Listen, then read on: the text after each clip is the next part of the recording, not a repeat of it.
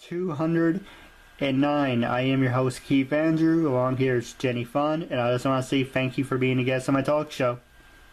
It's my pleasure. Now, for people who want to take my advice, when you do an interview, you should do it in person because you don't have this type of problem. Yes, we are limited by technology and 3,000 miles. That's true.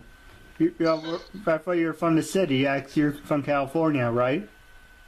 Yes, I live in Los Angeles. Oh, so it is 3,000 miles. Mm-hmm. Now, with that being said, we kind of get off topic, but going back on topic, it's a half-hour, 45-minute conversation. Say anything you want and talk about anything you want. This is your time. And starting off, what can you tell us about yourself? Well,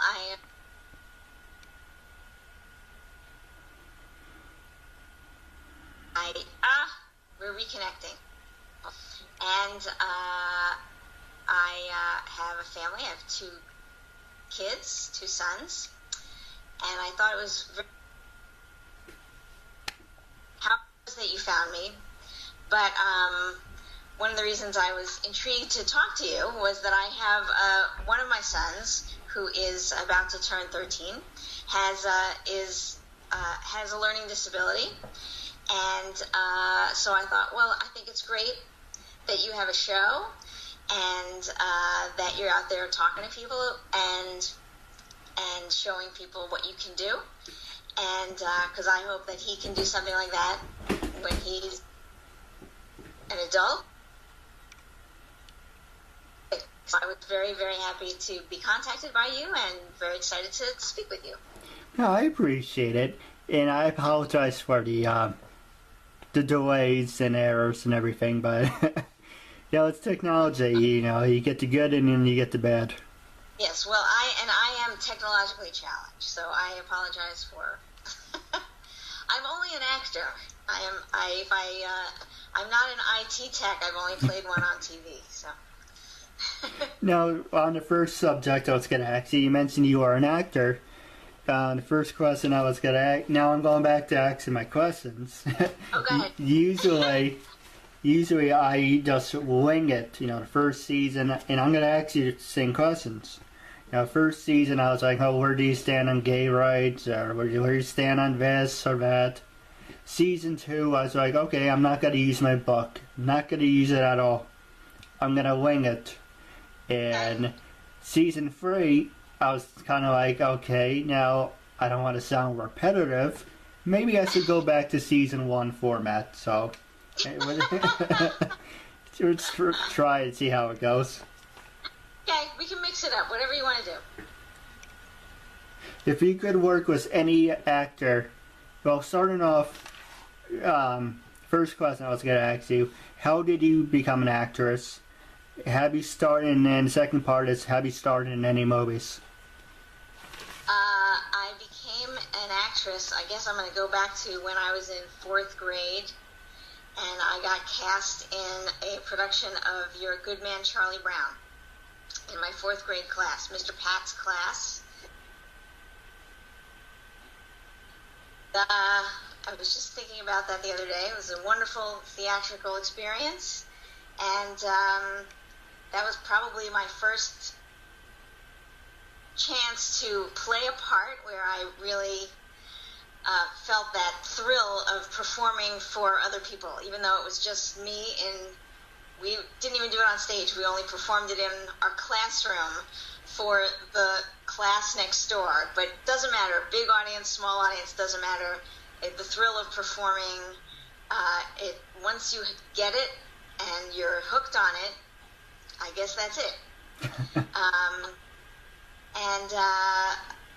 But I guess the first time I even was fascinated with it, I grew up in New York, and I saw the Broadway show The Wiz when I was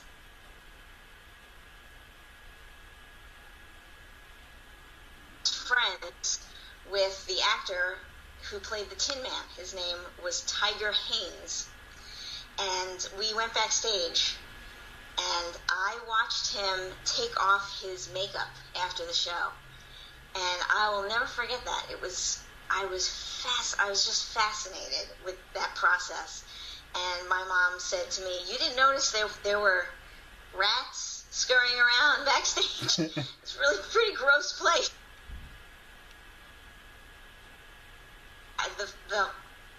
It was magic. It was absolute magic. And so that was pretty much what hooked me, was that, and hearing Stephanie Mills sing. And so that was where I guess I started.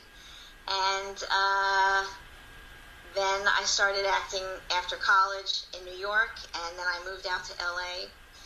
And have I started any movies? I've been in a few movies. I wrote a movie, a short film that I co-starred along with Tippi Hedren, who was in The Birds, with the very famous movie with Alfred Hitchcock.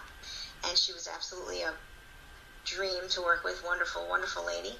And very recently I was in a movie that has not yet been released, but it will be, I think, this year. It's a horror film called Muse, and I'm looking forward to that coming out, because I have a very fun role in that movie. So if you like scary things, I think you'll enjoy it. Now, the next question I was going to ask you was, did you ever take any acting classes, or? Oh yes, definitely. Actors have to constantly work on their craft, and so you're always learning as an actor. But definitely, I've taken classes from many teachers. I've taken all kinds of classes, from how to do a commercial to improv classes, improvisational. I studied with the Groundlings. I studied with Paul Sills' improvisation in New York, which is a different style of improvisation. I've taken scene study classes with different teachers, different techniques. And even now I go to different classes that I just pick up here and there. In LA, you really can never stop learning as an actor. And sometimes I look at working with others and never getting an opportunity to better myself.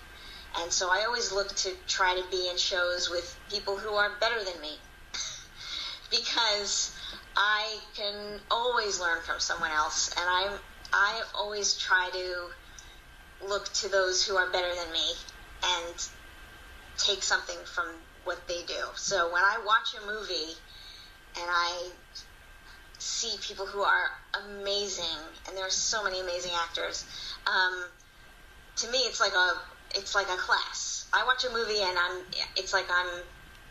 just learned something. So every moment is a learning opportunity as an actor.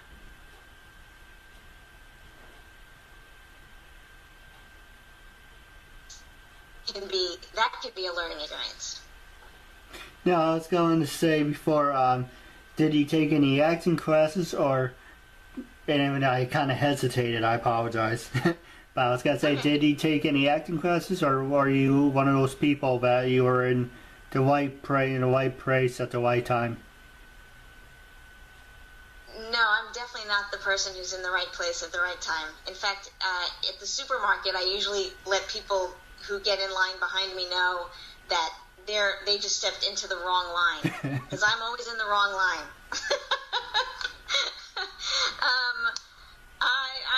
I'm not one of those people that seems to be that has that luck, but that's okay. I keep trying. I'll just keep trying, and I just keep trying to learn and do and learn from others. So I'm pretty stubborn about it, I guess. I'm still at it, so maybe one day I'll be at the right place at the right time, but you never know. Right. Now, the second part I was going to ask you, what roles have you done? Were you like an extra? Were you a main star? Secondary star? I was going to say secondary, but like a supporting actress? Yeah. I I don't have those, unfortunately, I don't have those kind of looks that typically garner the leading role. I don't have leading lady type looks. But that's okay, because as they say, there are no small parts. Only small actors, which I am, because you can't see me standing up, but I'm under 5 feet tall. So I am a small actor, actually. But I tend to play more supporting roles. But one thing I've learned is, because I write as well, supporting roles are just as important in terms of story as the leading roles. Without the supporting roles, you couldn't tell the story. So I've learned to definitely appreciate the value of playing a supporting character, and as an actor, even if you that you're playing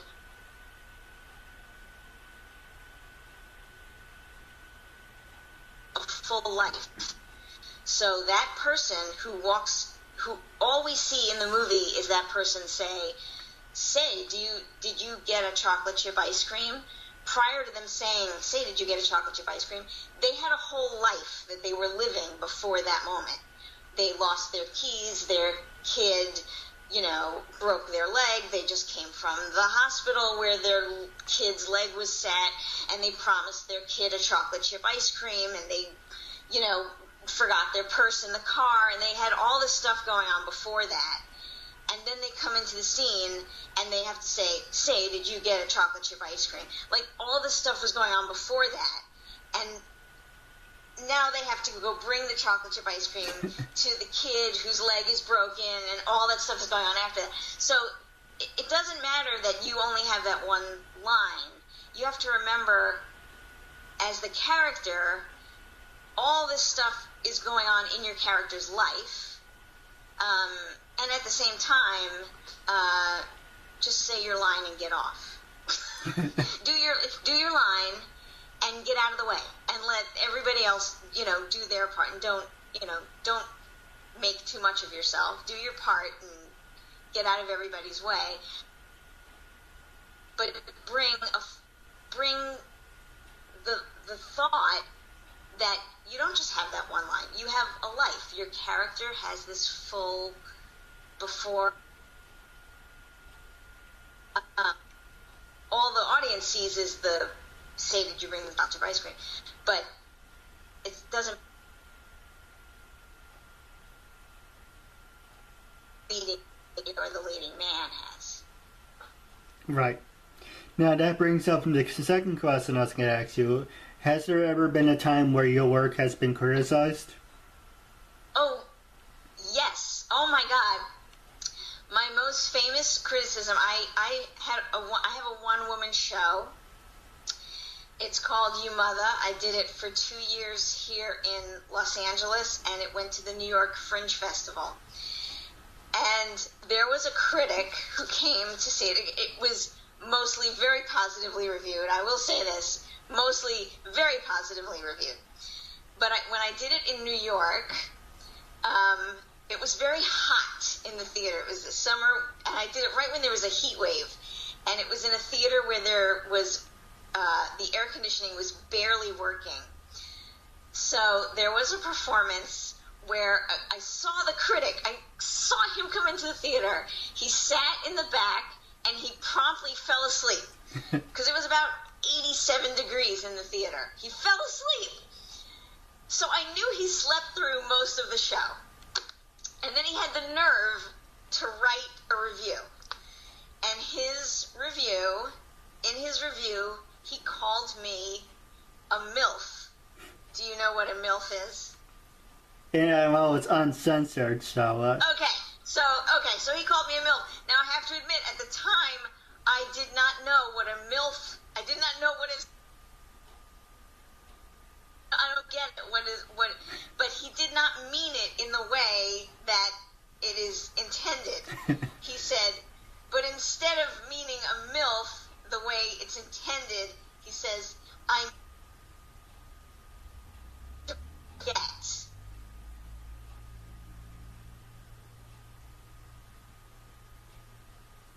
reconnect? Are we, Could you repeat yourself?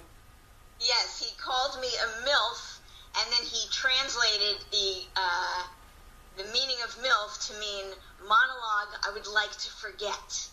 And I thought to myself, you slept through the whole thing. You don't even know what I said. But anyway, that was probably my worst review. And when I kind of declared after college that I was going to become an actor, my boss at the time gave me a book called Rotten Reviews. And it's a book of terrible reviews that very famous people have gotten over the years, including Shakespeare and really famous, very, very famous Academy Award-winning actors. And it's full of reviews that they've received where people said horrible things about them. And obviously the reviewers were very misguided. So she said, so don't worry. If you get a bad review, don't worry about it. So I chalk that up to that's my rotten review, was from the reviewer who fell asleep. I chalk it up to screw you. Now, I got people who criticized me saying my show was, I admit sometimes my show is really good and sometimes it's really bad, it depends on the person. But, some criticisms I get, like, oh, you're not trying hard enough, and it's kind of like, fuck you. I have a learning disability, and I'm doing the best I can. That's right. Screw them. So it's like, unless you're helping me with it, there's the door. Well, they have technologically challenged actors with IT issues, so screw it. Now, I was going to say, some of the funny criticisms I've seen. Are you a Futurama fan? My older son watches it, so I catch snippets of it here and there. There's a part where Bender there's a robot named Bender. Uh-huh. He goes and tries to be an actor, and one of the other guy who's a robot says, that acting was so terrible, I think he gave me cancer. Or something along those lines. Well, yeah, you don't have to listen to bad reviews. You just flush it. Now, the next question I was going to ask you is, have you ever had a conflict on stage? And was there a role you ever had that was too hard? On stage with another actor? Yes. Where I had trouble with another actor? Yeah, did he ever have a conflict on stage with another actor? And did he ever have a role that was too hard?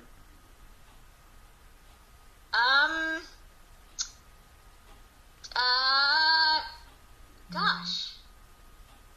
I think I will have to say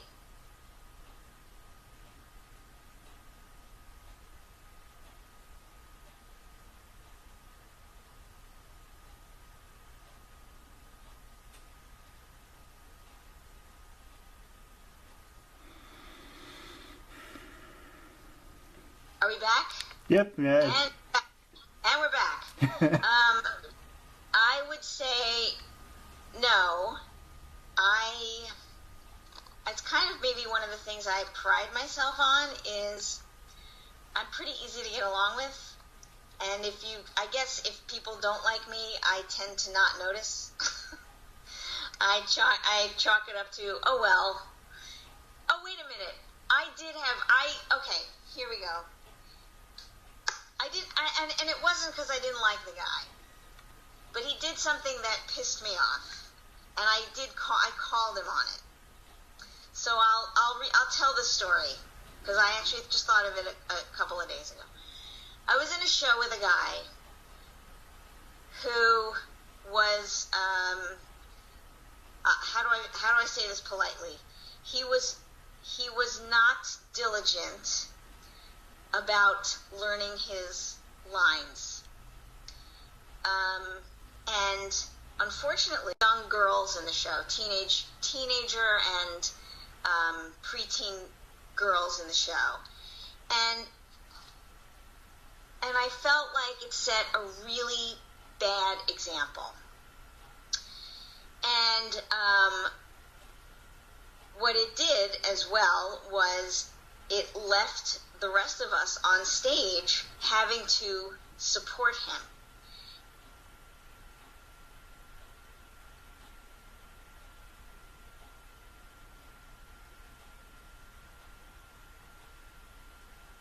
He constantly was missing his lines, and me in particular, because of the role that I played, I would have to find a way to get him back on track in the show. And it really became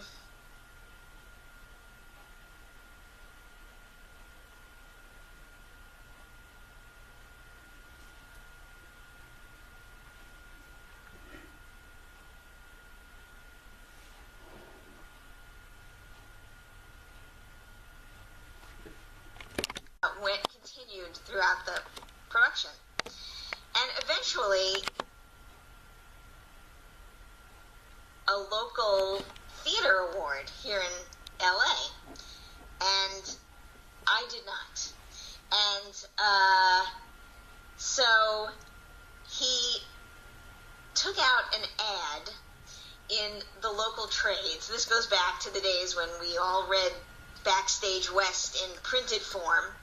He took out an ad thanking included for the fact that he won this award, and it was a little bit like, really, I don't need my name in the paper with you thanking me. What I really need is for you to just show up having done your job. So he showed up one day after he took out this ad and said, "Did you see the ad?" And you said the show was uncensored, right? Yeah, you can see anything you want. Say anything I want. Then I'll tell you what I said to him. I said, "You know what? I don't need you to kiss my ass." I said, "I need you to show up here every night knowing your effing lines. And I need you to do your job properly. And that's all I need you to do. And I don't need you to thank me in public. And I don't need you to take out a goddamn ad." And that's what I said to him. So that's probably the biggest conflict.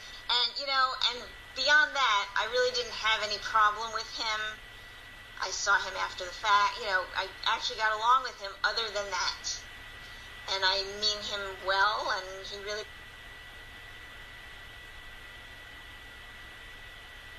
his character, and they really didn't care about me at that point. Once I mentioned that my husband was this character, I said, "My husband was this character on this anime thing." And they went, "Oh, your husband is so-and-so," and basically they didn't care about me anymore at that point. Even though I was standing there dressed as this little monster, and, they really didn't care about me. What about Pokemon? Were you ever part of that franchise, or did you ever watch it? Not Pokemon, but he was Digimon. Eh. I forget which one. I forget which character he was. And my husband was on Digimon. It's funny, and Digimon and Pokemon had a rivalry, because Disney and Digimon was like pocket monsters, yes. and that was what Pokemon was, but they actually changed Pokemon to something else. So it's kind of like a real rivalry between the two. Uh-huh. I was never a big fan of Digimon. It was okay. Some parts were good, but I liked, what about Yu Yu Hakusho, or Fatal Fury, Street Fighter, No. Samurai Showdown. What was that? I'm not not as keen on all the different anime titles. There was this big one. It was on WB. It was called, Yu-Gi-Oh! Yu-Gi-Oh! Yeah, I think maybe they were on Yu-Gi-Oh! Yeah. Do you know Michael Sorich? No, who's he? He's a big voice on all these characters as well. He's good friends with Richard F. Carr as well.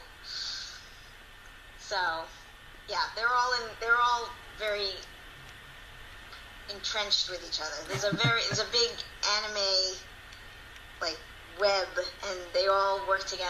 And well, on the subject, are you going to be a part of Comic-Con, or have you gone to Comic-Con?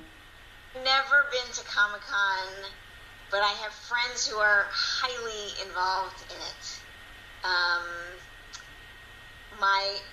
My boss that I worked for in Washington, the one who gave me the book about rotten reviews, she goes to Comic-Con every year. She's very involved in it, and so I have friends who go to it religiously. I don't, but I know it's a huge deal for a lot of people. So, well, if you're interested, I've never been there. Maybe we can go together. Okay, well, if you go, let me know. I'm looking forward to the New York one, but they said the LA one's supposed to be the biggest one. There's one in LA, and I know the one in St. So, it's kind of a whole world that I feel like I know it's out there, I just don't know a lot about it. Right. It's kind of like the club scene in West Hollywood.